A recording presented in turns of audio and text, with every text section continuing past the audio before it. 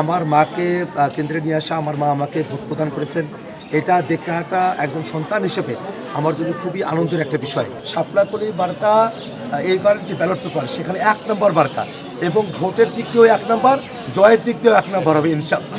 যেখানে প্রতিদ্বন্দ্বিতা হবে ঠিকই, কিন্তু দিন শেষে জনগণ শাপলাকলি বার্তাকেই বেছে নেবে, শুধু মার্জিনাল লাইনে না। আমরা আশাবাদী যে একটা বৃহৎ ব্যবধানে আজকে শাপলাকলি বার্কা রংপুর 4 আসনে জয়যুক্ত হবে ইনশাআল্লাহ। আমি এ মাটির সন্তান। আমি যেখানে দাঁড়িয়ে আছি এটা আমার শৈশব কৈশোরের বেড়ে ওঠার স্থান, এই ভাইরহাট, যেটা কাউনি এবং পীরগাছের একেবারে মধ্যবর্তী একটা জায়গা। তিস্তা নদীর কোল ঘেঁষে আমাদের এই অঞ্চল। আমরা দীর্ঘ সময় ধরে আমাদের এই অঞ্চলের জন্য কাজ করেছি, আমরা দীর্ঘমেয়াদী পরিকল্পনা করেছি আমাদের এলাকার জন্য। আমরা এলাকার মানুষকে সাথে নিয়ে আমরা সামনে দিকে এগিয়ে যেতে চাই।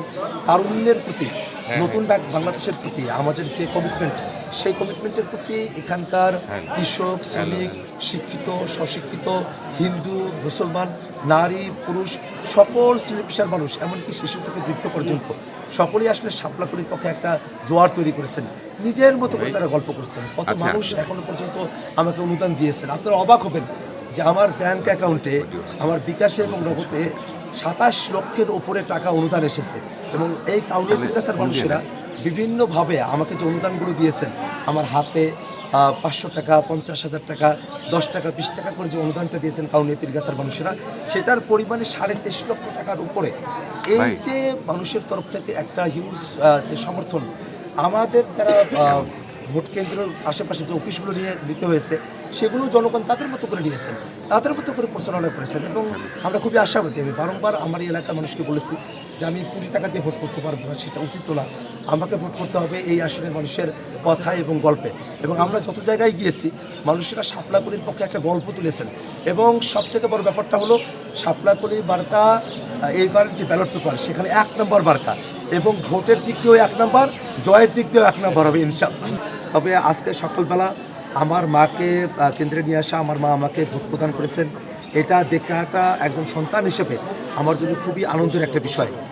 তেমনইভাবে এই রংপুর 4 কাউনিয়া পীরগাছা আসনের যারা ভোটাররা আছেন, তারাও শাপলাকলি বার্কায় ভোট দিবেন।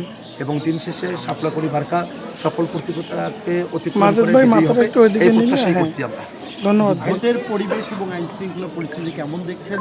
ভোট কতটা আমরা প্রশাসনের দুর্বলতা খেয়াল করছি। আমরা খেয়াল করে দেখছি যে অনেকগুলো জায়গাতেই আমাদের এই আসনেও আমাদের যখন ভোটের কার্যক্রমগুলো চলছিল প্রচারণা, আমাদের নারী কর্মীদেরকে হেনস্থা করা হয়েছে। গতকাল আমাদের একজন নারী কর্মীকে স্কার্ফ খুলে নেওয়া হয়েছে, আমাদের মাইক কেড়ে নেওয়া হয়েছে, আমাদের নামে মিথ্যা গুজব রচনা হয়েছে, নানা ধরনের হুমকি ধামকি দেওয়া হয়েছে, আমাদের একজন কর্মী মাথা কাটানো হয়েছে এর আগেই। এই সব ঘটনাগুলো ঘটছে। সব কিছু মিলিয়ে আমাদের কাছে মনে হয় যে প্রশাসন এখনো পর্যন্ত খুবই দুর্বলভাবে তাদের কার্যক্রমগুলো পরিচালনা করছেন। এই দুর্বলতা নিয়ে সারাদিন যদি চলতে থাকে, সেক্ষেত্রে ভোটের ফলাফল নিয়ে একটা আশঙ্কার জায়গা তৈরি হবে, সুষ্ঠু ভোট নিয়ে একটা আশঙ্কার জায়গা তৈরি হতে পারে।